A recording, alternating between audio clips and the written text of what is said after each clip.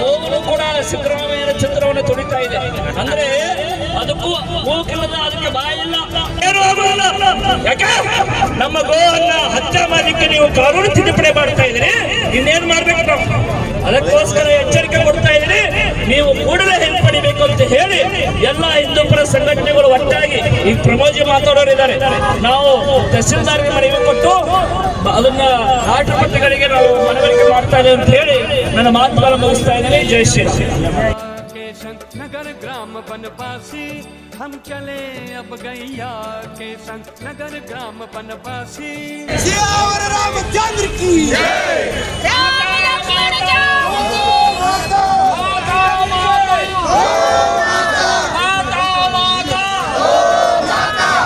ರಕ್ಷಕ ಕಾನೂನನ್ನ ತಿದ್ದುಪಡಿ ಮಾಡುತ್ತಿರುವ ಕಾಂಗ್ರೆಸ್ ಸರ್ಕಾರಕ್ಕೆ ಕಾಂಗ್ರೆಸ್ ಸರ್ಕಾರ ಇವತ್ತಿನ ತನಕ 2.5 ವರ್ಷ ನಿರಂತರ ಗೋಹತ್ಯೆ, ಗೋಕಳ್ಳತನ, ಗೋಮಾಂಸ ಸಪ್ಲೈ ಆಗೋದು ನಿರಂತರ ನಡೀತಾ ಇದೆ. ಕಾಯ್ದೆ ಇದೆ, ಕಾನೂನಿದೆ.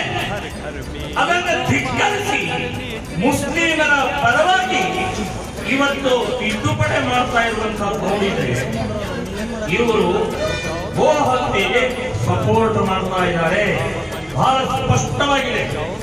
ಕೃಷಿಕರ ವಿರೋಧಿಗಳು, ರೈತರ ವಿರೋಧಿಗಳು, ಸಂವಿಧಾನ ವಿರೋಧಿಗಳು, ಡಾಕ್ಟರ್ ಅಂಬೇಡ್ಕರ್ ವಿರೋಧಿಗಳು ಅಂತ ನಾನು ಹೇಳ್ತಾ ಇದ್ದೀನಿ.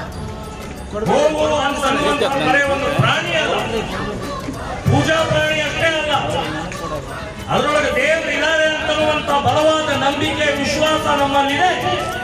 ಅದರ ಜೊತೆಗೆ ನಮಗೆ ಅನ್ನ ಹಾಕ್ತಾ ಇದೆ. ತಕ್ಷಣವಾಗಿ ಹಿಂಪಡಿಬೇಕಾಗಿ ವಿನಂತಿ.